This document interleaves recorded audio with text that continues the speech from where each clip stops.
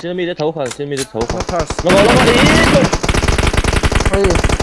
chụp thấy con đầu đấy có uy tín đấy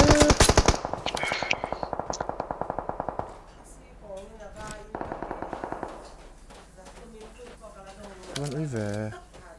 lũ phải ngal cả túm mà lẽ các tỷ số liền hai tuần thôi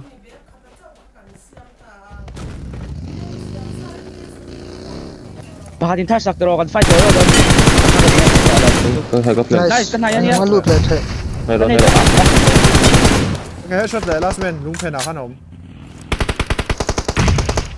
kan nok nice cầm ha last man tắc ổn thọ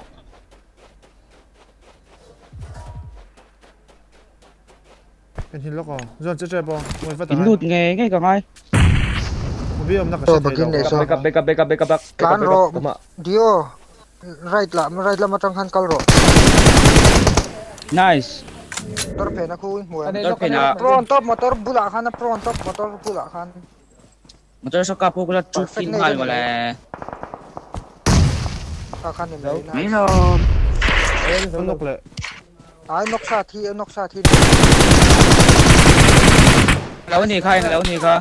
i motor pu at